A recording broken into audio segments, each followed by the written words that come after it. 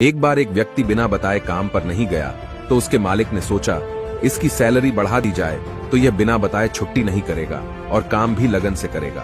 और फिर उसे बिना बताए उसकी सैलरी बढ़ा दी गई। अगली बार जब उसे सैलरी ज्यादा मिली तो वह कुछ नहीं बोला और उसने चुपचाप वो पैसे रख लिए।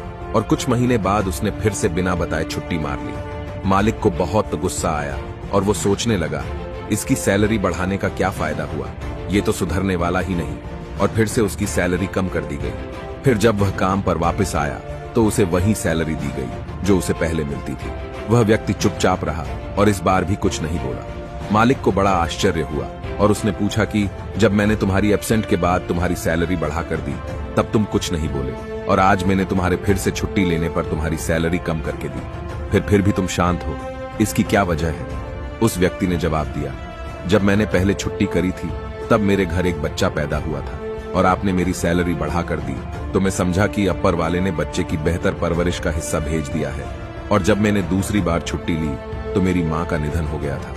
उसके बाद आपने मेरी सैलरी कम कर दी तो मैंने मान लिया कि मेरी माँ अपने हिस्से का अपने साथ लेकर चली गई।